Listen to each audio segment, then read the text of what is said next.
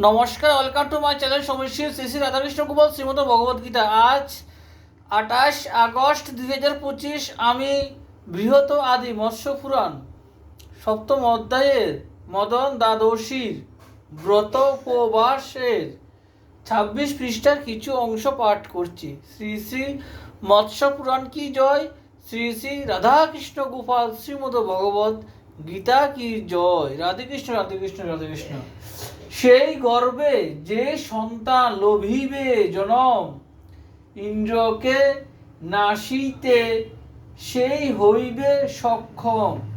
অনন্তর